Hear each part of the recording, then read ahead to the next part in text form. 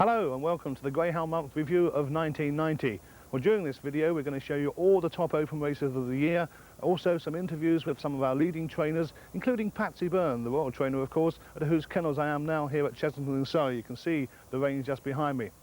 We'll also be talking to the top lady trainer for the second year running, Linda Mullins, and discussing her marvellous hurdler Gizmo Pasha, who of course completed the hurdling Grand Slam this year, winning the English, Scottish and Irish Grand Nationals.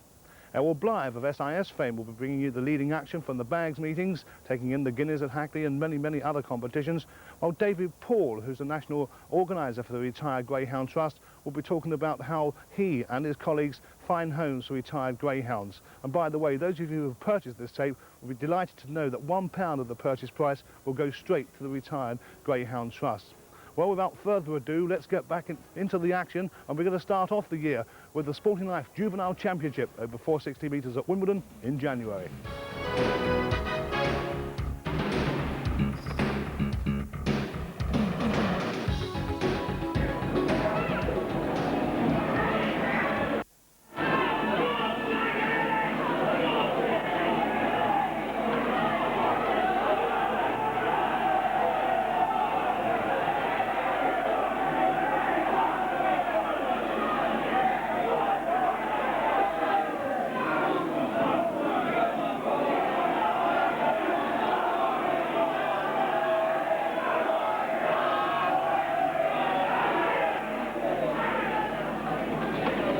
Druis Jono hitting the headlines in the Sporting Life Juvenile Championship at Wimbledon, winning in a calculated time of 27.80 seconds.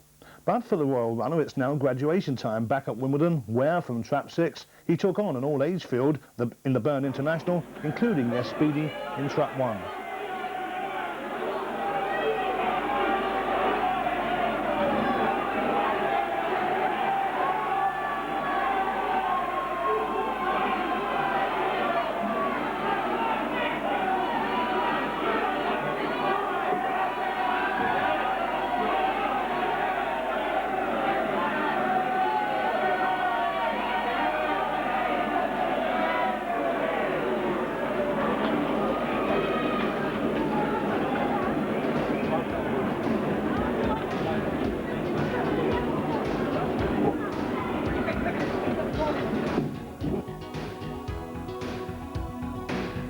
Impressive win there by Speedy. Well, as you can see, I've now moved indoors here at Patsy Byrne's kennels at Chesington and Surrey, and we can now look ahead to some more of the open race action during 1990. Well, back in December 1988, a greyhound called Brownie's Outlook won the Racing Post Christmas Puppy Cup at his home track Romford for trainer Peter Payne. Well, 15 months later at Walthamstow, he got to another post-sponsored competition, the final of that was the Arc, over 475 metres, and Brownie's Outlook, although not starting, one of the favourites, and in fact at a generous price, well, he ran from Trap 2 and his early speed once again proved to be so decisive.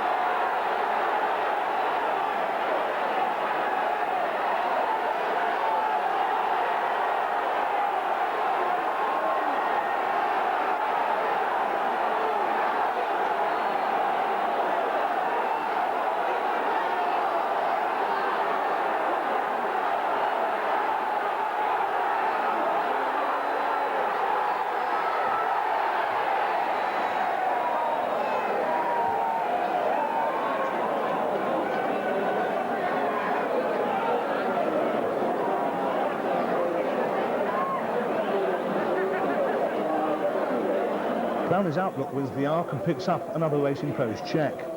Now we move on to Oxford in the 450 metres Pall Mall, where the winner, Knowles Turbo, ran from Trap 3.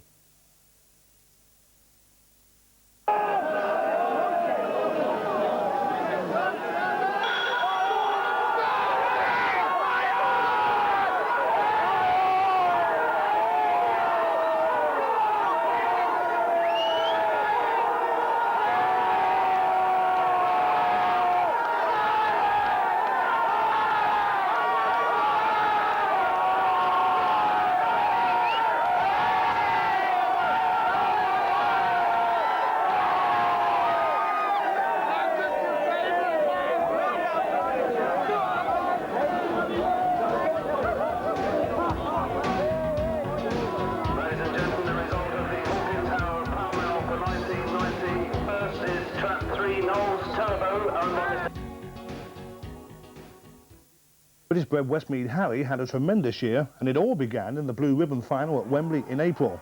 Watch out for him in trap 4.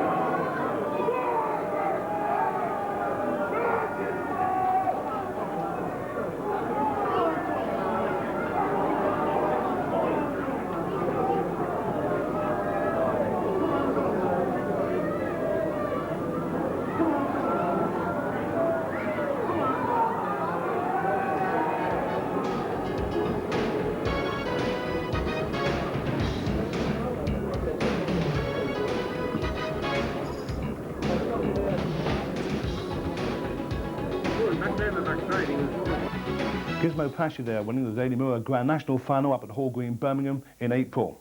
Well, that race indeed was the first leg of a remarkable treble achieved by Gizmo Pasha and trainer Lyndon Mullins, because later in the year he won the Scottish Grand National up at Powder Hall and then went across to Shelbourne Park in Dublin, where last year he ran second in the Irish Grand National, but this time he went one better. It was a marvellous training feat by Lyndon Mullins to keep the greyhound sound for all that time, and Lyndon now explains just how she did it. You've got to have a good dog. That's number one. You see, he was genuine, or is genuine rather, and he's a big dog. He's a very good dog. He's very good on the flat. He was in the consolation final of the Gold Collar. So, you know, he's very, very fast, and I think he's one of the best hurdlers I think his record... I've certainly had. Oh, anybody's had, for that matter. Yeah, that's right, I've seen. Do you train a hurdler differently than you would a flat race runner?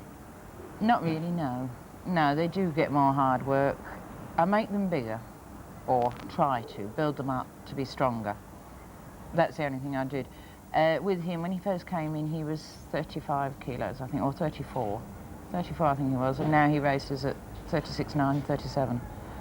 So he's bigger and stronger, but not fat.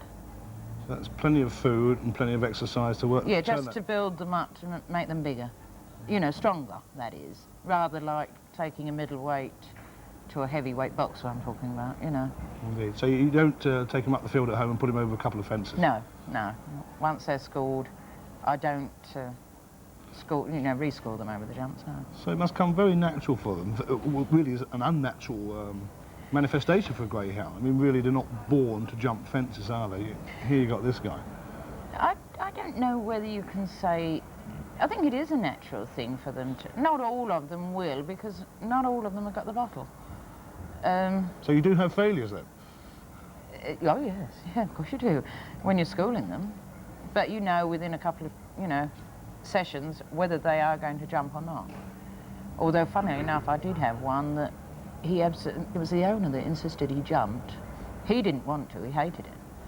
And in the finish I got so fed up and I said, oh, I'm not going to hand slip him anymore, I'll put him in the boxes with other dogs. And he jumped like a champion. Couldn't believe it. Was he genuine? No. Definitely not. Now Gizmo is, like all of us, putting on a few years. Yeah. Do you see him being around in 1991? Mr. Nadir would like him to go for the next year's Grand National. I don't think he should. I think he should retire now. He's, as you say, getting on in years. He was harder to train this year than last year, for the very fact that he is getting older. It was, when you say, to do all that, it was from March to November, practically. In fact, it was, from March to November. You've got to keep them sound all that time. So, in that way, we've been lucky. Who's going to win the argument, the trainer or the owner? Well, the owner usually comes out on top, don't they, in the end? But I'll try and persuade him. I'll certainly laid him off for the next 6 weeks anyway. Would he go to stud eventually? I mean, not a lot of hurdlers go to stud because of this stigma. If it's a hurdler, Yeah. it must have been dodgy on the flat, but this dog wasn't. He wasn't. He's very genuine, very fast on the flat. Not as he was just about 5 or 6 lengths short of being top class. He could go to stud because he's very well bred. Tell us the Whisper wishes if and when. wishes and when. Remember that one very well. Yeah, so you know he's very, very well bred. No, that is perhaps a fading star. That's not to sound detrimental. Any up-and-coming youngsters in the kennel we can look forward to Yes, next year? I put a little dog round. I say little dog. He's a big dog. Unbelievable, he's called. That's a good name. But he did 24.95 in a solo, so I'm got high expectations of him. I'm very tempted to say that's unbelievable. That's Yeah, a tremendous run yeah. for a greyhound but as a raw novice. Yes, he's been schooled, and that's the first run at Romford. I took him to Romford. He did 24.95. He has got a lot of early pace, which is another thing that I think is invaluable to hurdlers if they've got good early. So that's one for the notebook for next year. Unbelievable. Yeah, and I'm going to put Like a Merchant over the jumps. I think he's never been schooled, so I don't know about him, but I think he will jump. He's got a lot of spring in his feet. He's a big dog. I You think really he'll have this make it. passion for hurdlers, don't you? You obviously enjoy hurdle racing. Yes, I always have. I worked at Wembley with Leslie Reynolds, and I looked after a hurdler there. And she was terrific, but very dodgy. But she won so many races that, I just fell in love with hurdles.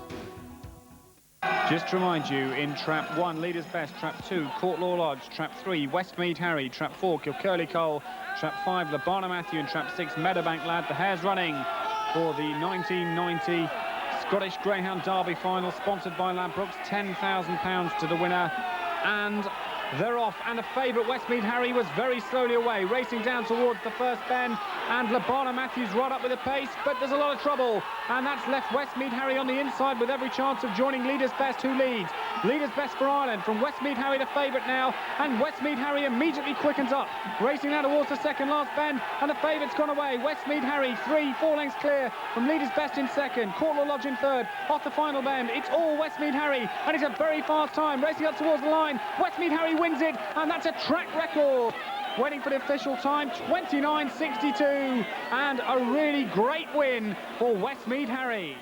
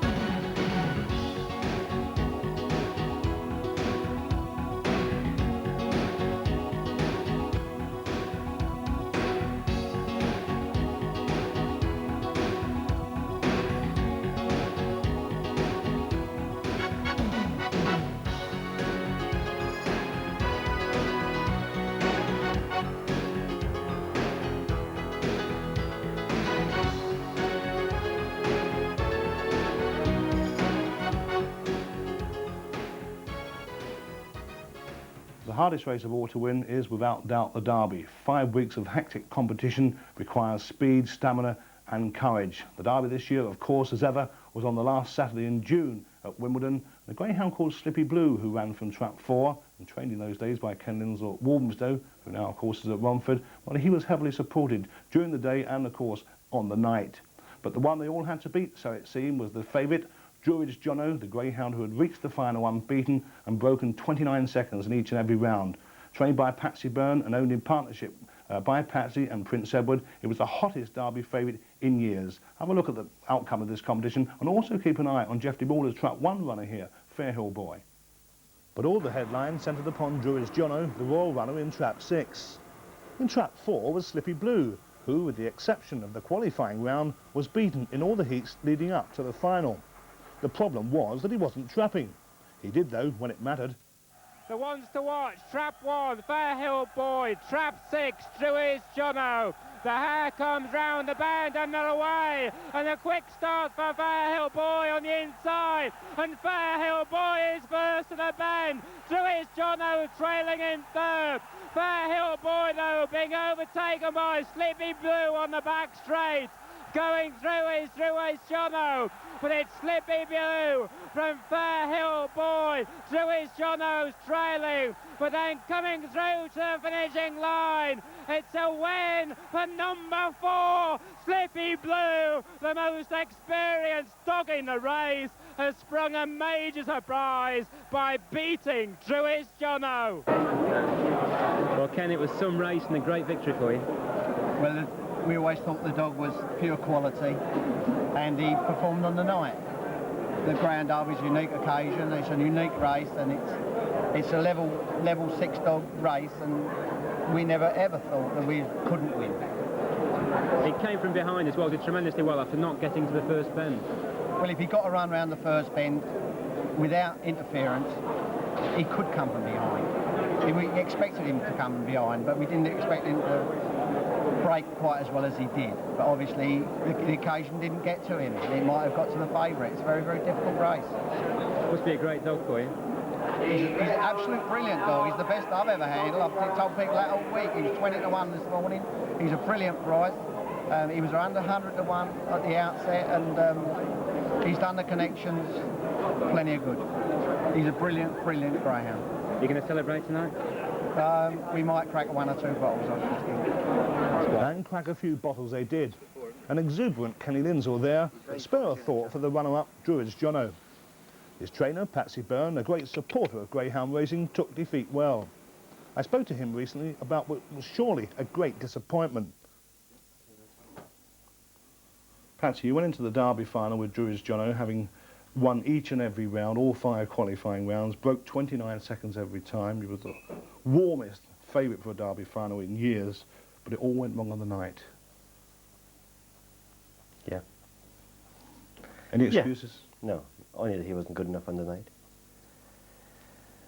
I think the media had too much to play. Everybody picked on the dog because of Prince Edward, and they picked on him to write about him, and I think the pressure was on us, but on top of that there was 5 other dogs. There was at least 4 of them that were very good class dogs, and they were being ignored, and you don't ignore good dogs in the final. The dog that won the Slippy Blue had won 27 of, I think it's an enormous amount of money, an enormous amount of finals gone into that, and he was a class dog, and he was right on the night, and he popped out, and there was no way that we were going to beat him, so end the story. I suppose in the circumstances when Druridge Jono, I suppose by his standards, missed his break, he did jolly well really to battle on and get second. Oh, he did. That was the thing that was very pleasing, that, I mean, he went into the first being third. You had the one dog. Fairhill. Fairhill Boy, yeah. You had one dog in front of him who had run well during the competition and liked the inside, so from the inside he battled on to become second. Yeah, it showed that he was definitely doing his best, and his best wasn't good enough on the night. You've tried so hard in the past to win the English Derby and had several finalists before. Was this the biggest disappointment? Oh, it was, yeah. Definitely the biggest disappointment. I don't think I'm going to be disappointed ever again, because, I mean, after that disappointment, there won't be a problem, because I don't think we'd ever again have such a hot favourite for anything.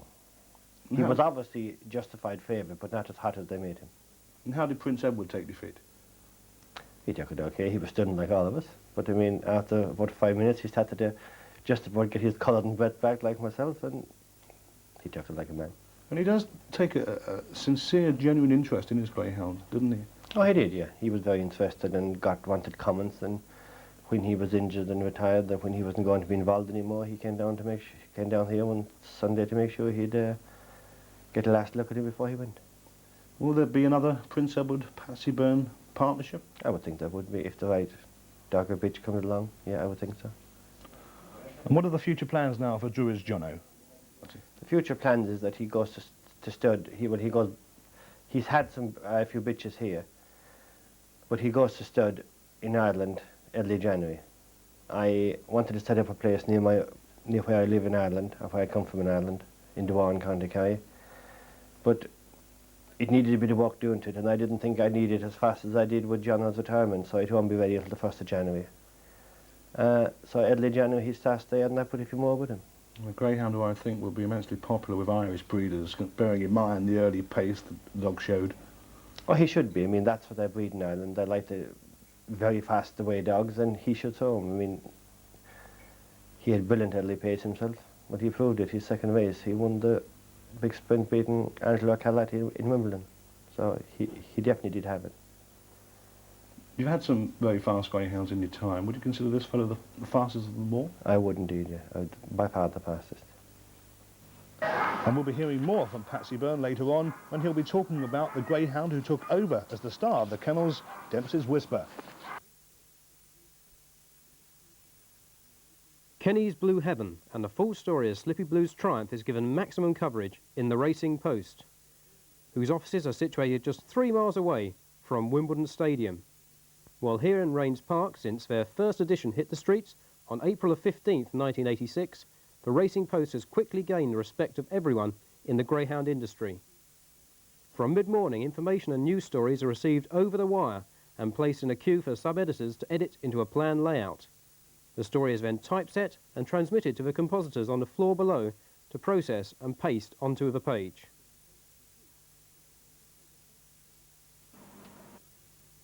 When the page is complete, it is put onto a newspaper fax machine and sent over a high-powered telephone wire to a printers in East London.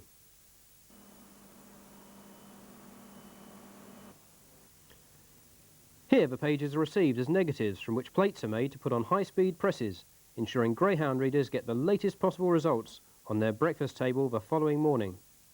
Quality control checks are made by the printing staff until good copies are running.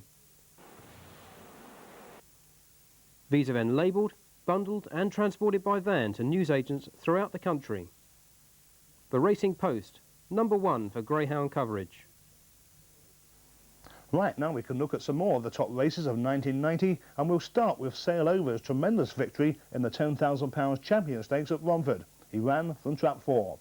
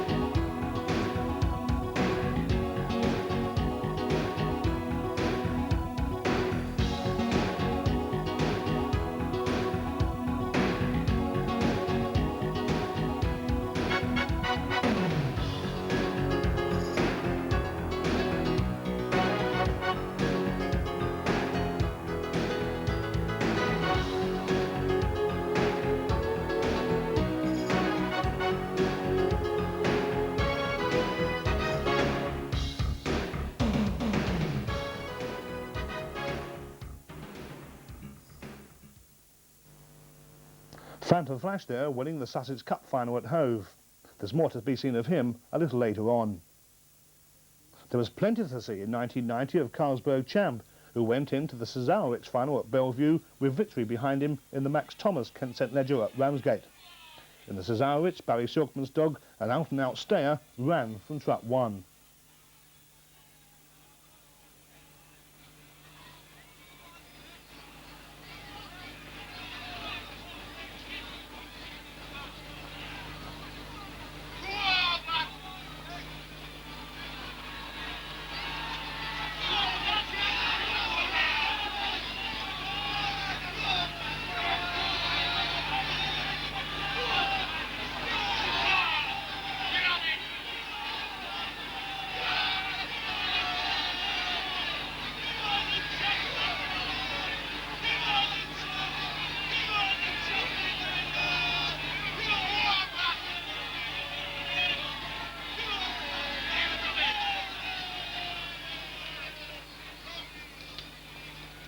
A few weeks earlier, Carlsberg champ got to the final of the Wingspear Stayer Stakes at Hove. He was in trap 2, but watching out for cheeky Chiquita Banana in trap 5.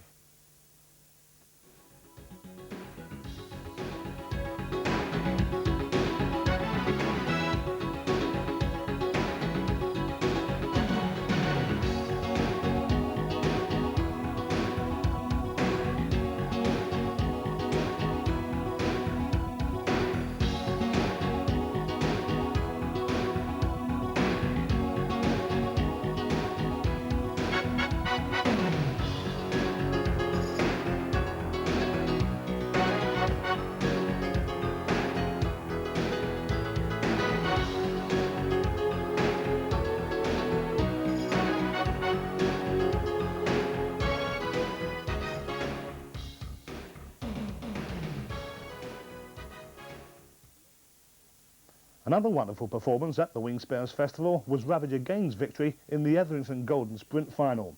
Would he make it 25 wins in a row, or would the Derby runner-up, Drury's Jono, clip his wings? Ravager Gaines was in trap 4, while Drury's Jono, whose steering was a little haywire, ran from trap 5.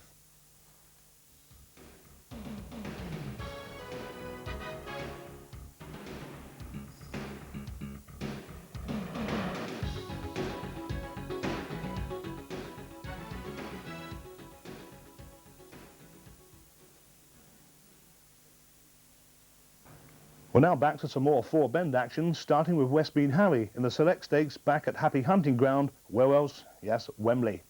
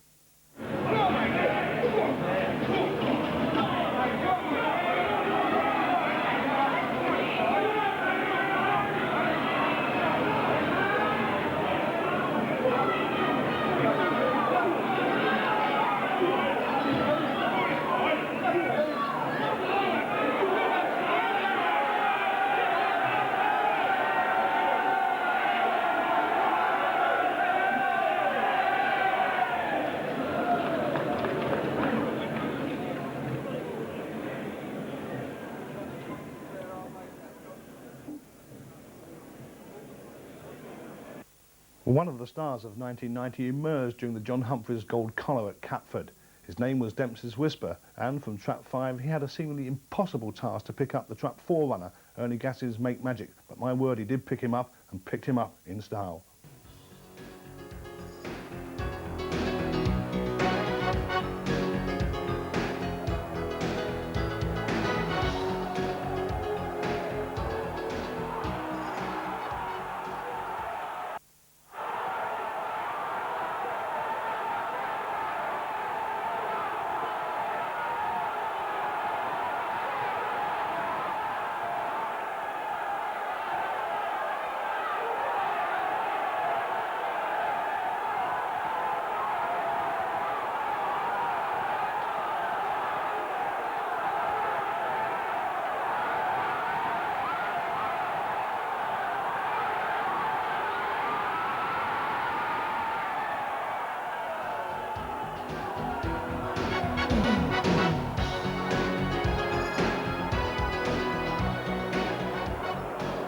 Now I'm delighted to welcome Patsy Byrne, the Royal Trainer, and of course the trainer of Dempsey's Whisper. Patsy, when did you first realise that Dempsey's Whisper was something out of the ordinary? I think that night, that particular night in that final, he didn't get out that well, and Make Magic got his clear break, and I thought it was all over as far as we were concerned. And coming down the backside for the second time, he started to change up gears, and he went around the last bend, third, and powered home to win well into the quarter. I think that was, we knew at that stage, because he had passed, it was a good goal collar, he had passed class dogs easily on the way home. We knew then that he was a good middle distance dog. Well, from Catford you then went to Walthamstow, stepping up in distance from 5:55, a middle distance trip generally recognised as, to 6:40, a true stayers trip at Walthamstow. How confident were you that the greyhound would stay? Well, I think after Catford and the sand and the heavy going, which on that night in Catford, it was the heavy going, I think, that helped his performance, so it proved that he was going to stay a bit further. And I think that Walthamstow is an easy 6:40. I won the gold collar 4 or 5 years ago with Paddy Coughlin, won with me with a dog called Flying Duke. And Paddy always maintained that it was an easy race to go for a dog that had deadly pace and you wasn't 100% sure whether he'd stay on or not. So when we went there, we were confident. The Grand Prix, we mean, with Flying Duke. Getting confused. You're Sorry. still wallowing in the glory of the gold collar, Yes, and sorry. rightly so. Why not? Even though you say you thought he'd stay at Walthamstow, the manner in which he dominated that competition, he won each and every round with a lot of daylight between himself and the second. Did he even impress you more than you thought he might? He did, but I mean, dogs come right, and he obviously was 100% spot on at the time, so when they're right, they take beating. From the Grand Prix to Wembley, was he 100% spot on there in the St. Leger? Because to me, he didn't seem the same dog at Wembley as he was at Walthamstow. Well, He wasn't 100%. When we trialled him there about a week and a half beforehand, he came off very sore. We gave him a 490. He came off a bit sore, so he wasn't 100%. his performances, he won one of the heats, but then afterwards, as the competition went on, he seemed to become, I don't know, more tired, because his performance, he got to the final, marvellous final in Prospect. It looked a match between Westmead Harry and Dempsey's Whisper. It didn't work out that way, but Dempsey's took a wallop on the third bend, and from there really he backpedalled, and it was, as I say, I thought a performance that slightly took away from his efforts at Walthamstow. Well, they probably did. Wembley's a different track.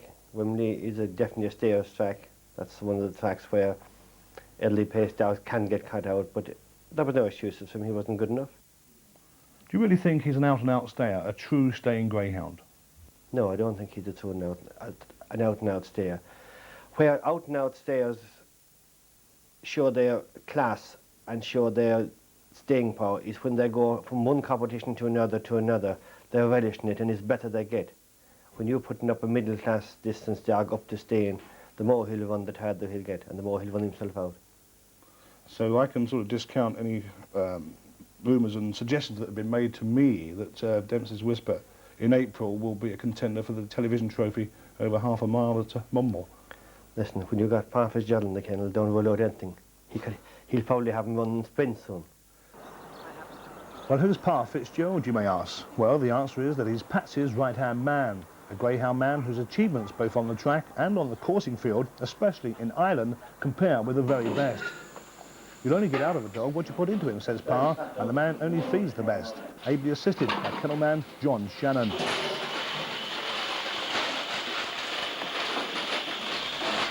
Here's breakfast time at the Byrne Kennels with Pa and John dishing up all the canine goodies imaginable, like milk, honey and all bran. That should be enough to keep them on the go.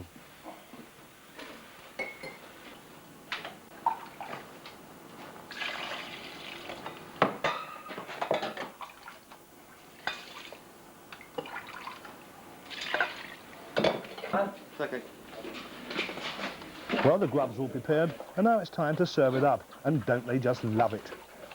Mind you, some dogs will eat anything. Yes, even a towel. Here's the sprinter, Lotto Boy, having a tug of war with Pa. Where's my towel? Give me my towel. Give me my towel. Back up. Give me my towel. Give me my towel.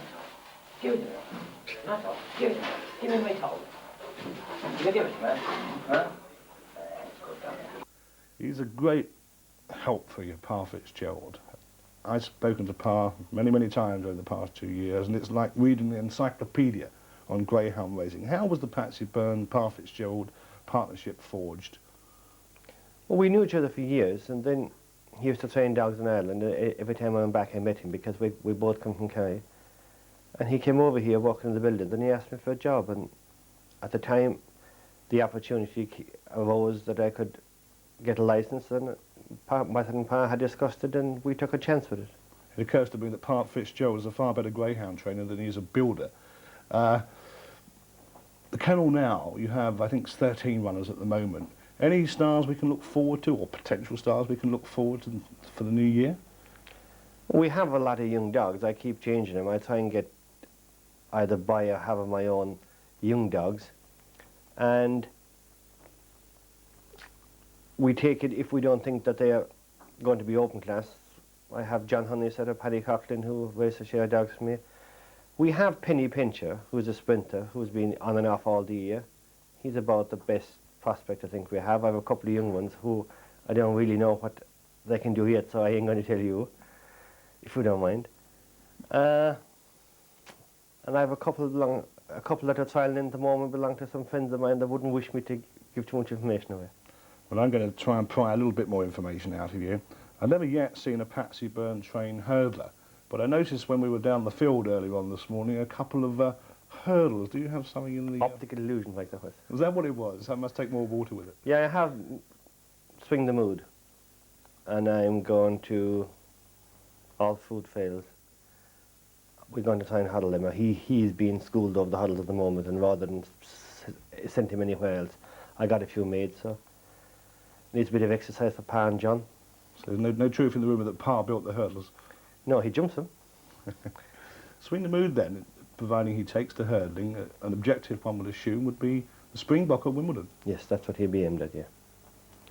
I mean, we know he can run, but since the Derby he's been in and out, and we can never really get him to keep his mind on what he's doing, so hopefully this will do it.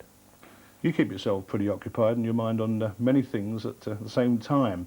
Now, you have greyhounds in Ireland, not many I know at the moment, but your own kennel here, and you also have a kennel or two in the States. Yeah.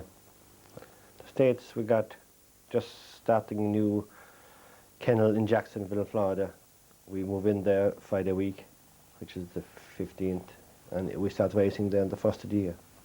And you had some good results this year in America. We had good results. We have good results. We'll finish out of 23 trainers in the track at Lincoln, Rhode Island. We'll finish second.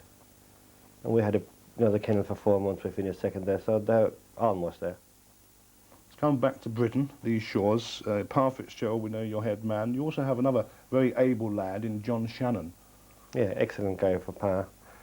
John's a very nice, quiet guy. He's seen rather than held, but he's a great help, and he's great experience to greyhounds. He really suits the thing here. He knows where he's going. So it seems to me that the Patsy Byrne open race bandwagon will roll on into 1991 and 1992 and right round to the year dot. Patsy Byrne, thank you very much indeed. Thank you, Michael. One of the finest performances I saw all year was over at Shelbourne Park in September in the final of the Respond Irish Derby.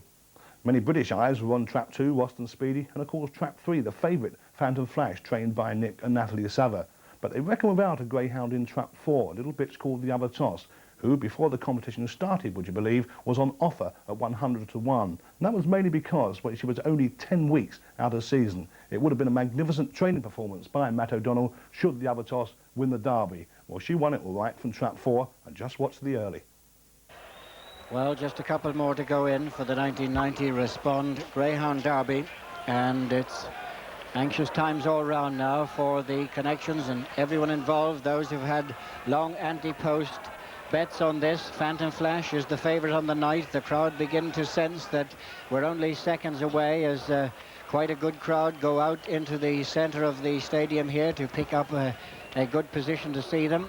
The handlers check that all is well, they're all in, ready to go. The signal will go up very, very shortly. There it is, the bell sounds, the crowd react with a tremendous Derby roar, and now we're only 30 seconds or more away. The hare will move round, and just to recap them: 1 Toss Pit, 2 Rosden Speedy, 3 Phantom Flash, 4 the other Toss, 5 is Pet's Echo, and 6 is Monoline Stag. The hare's coming to the traps.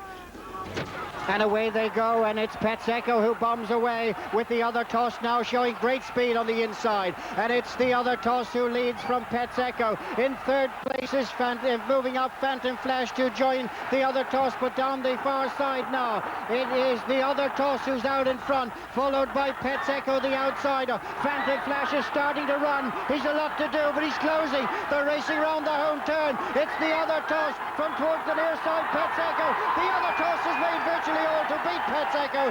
Phantom Flash just couldn't get to terms with him and has to settle for third. But it's the other Toss, only headed for a few strides out of traps by Pet's Echo, but after that it made all and held on strongly to win. Phantom Flash just never got in a telling blow. Yes, what a race it was. I thought really when Pet's Echo got that flyer that she was going to take all the beating, but just watch the early pace of this, the other Toss, number 4. She stretches away. Magnificent early pace this one has, and stretches totally clear now of Pet's Echo. In third place there, number 6, Monoline Stag, but he's outpaced from there. And now watch back in fourth place. Coming into the picture is Phantom Flash and improving down the back straight, but the other Toss getting better with every race she's having come back. It's only 14 weeks since she came in season, this bitch, and what a performance. This daughter of the other Risk, stretching around that third bench. She's a lead there now of what, 3.5 lengths. Pet's Echo in second. Phantom Flash chasing now in third and closing. He seemed to stumble a little there as he tried to take Pet's Echo, but as Pet's Echo moves wide, Phantom Flash is to move wider coming off the last corner. But out in front, it's the other Toss galloping on strongly all the way, keeping up that gallop and coming up to the line. A very, very deserving winner of the 1990 Respond Irish Derby. Come to the line, Pet's Echo closing, Phantom Flash closing, but there's only one winner. It's the other Toss, a very, very impressive winner of the Derby. What a bit's the other Toss. But there was consolation for Phantom Flash in the British Breeders' Forum Produce Stakes final at Wembley, despite an injury scare. The Phantom ran from trap 5.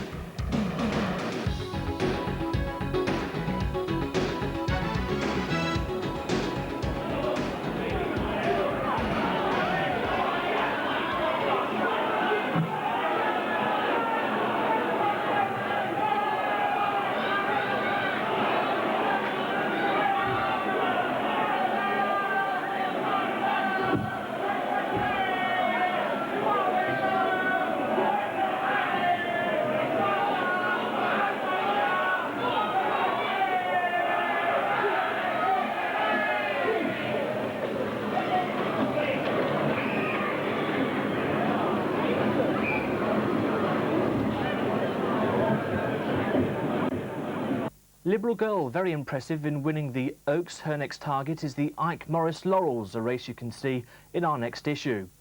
Well, there's been some terrific open race action on the Bag Circuit in 1990, and we can look back at some of the feature races, beginning with the William Hill Super Trapper at Hackney back in January.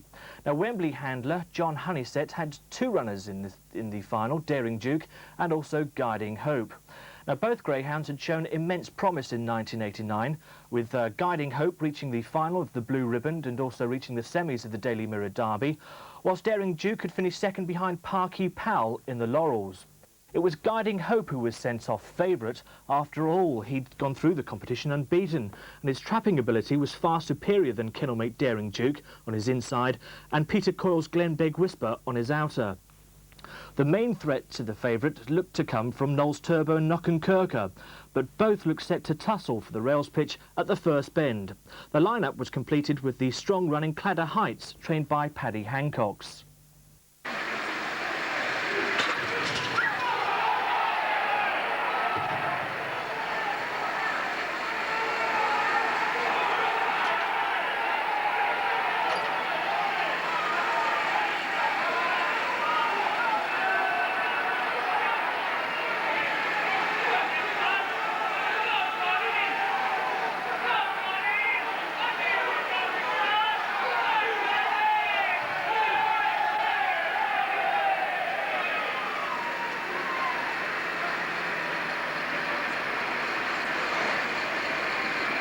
Result for the final, the William Hill Super Trap. First was Trap 5. A success fully deserved for the consistent Guiding Hope, who's now standing at stud in Ireland.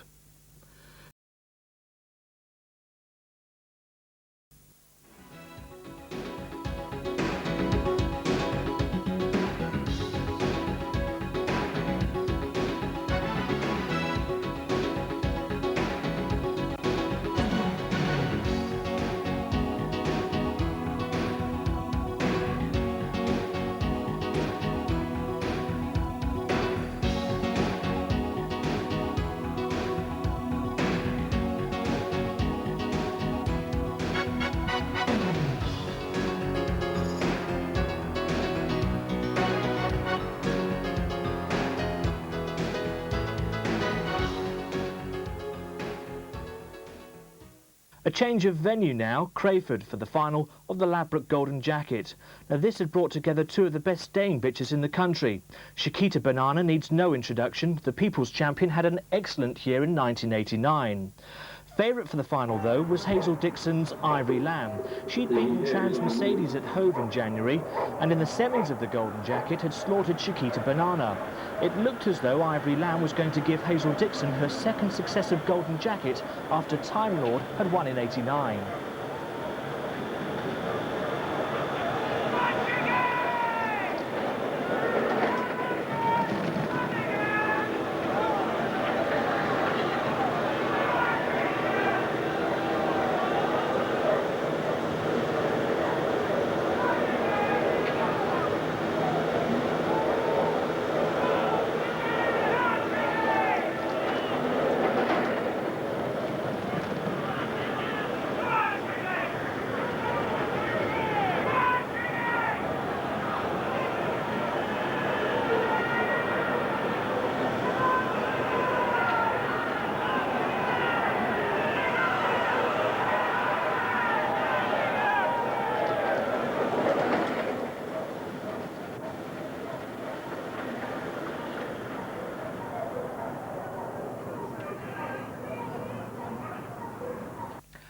Chiquita Banana picking up another valuable prize for the effervescent Harry Findlay and also the hard-working John McGee.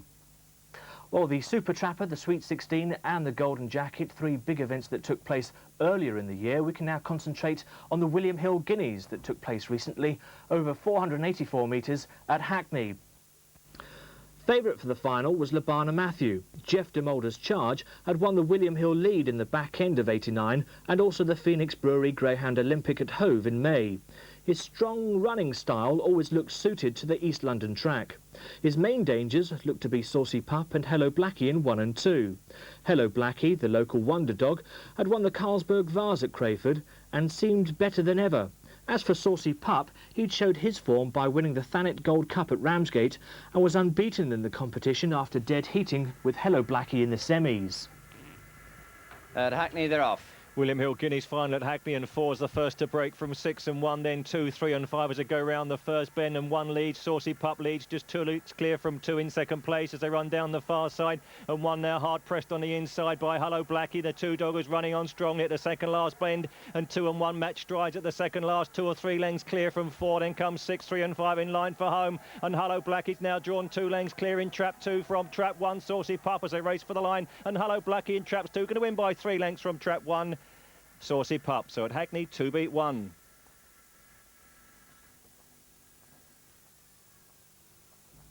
Hello Blackie, richly deserving another big prize after reaching so many finals this year for Roger York. Well, that was just a taste of the open race action for this year. Join me again in next month's issue when we'll be looking back at the William Hill Lead and of course the William Hill Super Trapper.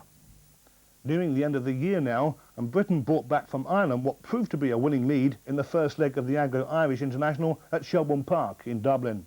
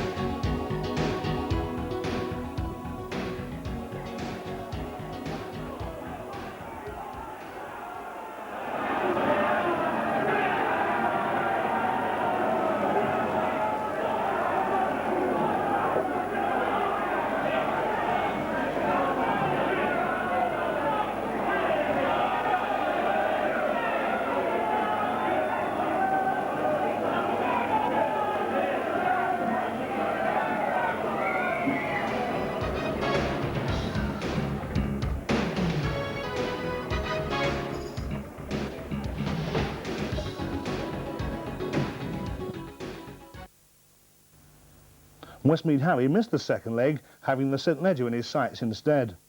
The Wembley final looked a match between Harry in Trap 1 and Dempsey's Whisper in Trap 6, but the only match they had to reckon with was Match Point, who ran from Trap 3.